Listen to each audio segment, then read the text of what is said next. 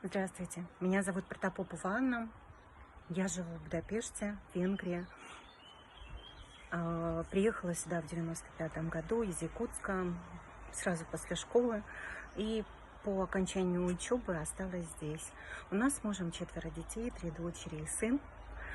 Вот. Я занимаюсь их воспитанием, ведением домашнего хозяйства. В марте этого года ко мне обратилась библиотекарь села Кемпик Верхневилюйского улуса Мария Захаровна Ушницкая. Она попросила найти могилу их земляка, героя Советского Союза Миронова Алексея Афанасьевича. К сожалению, во многих источниках название деревни, где находится могила, было указано неправильно.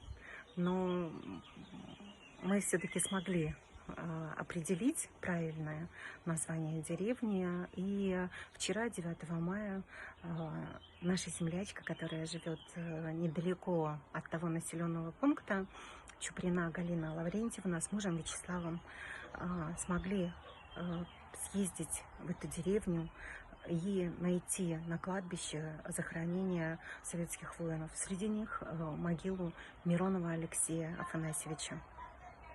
Это прямо настоящее чудо. Они там все почистили, убрали, посадили цветы.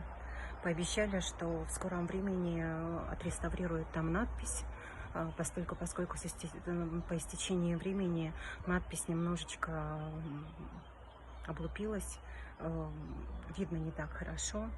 Вот, поэтому они дали обещание, что будут теперь ухаживать за этими могилами.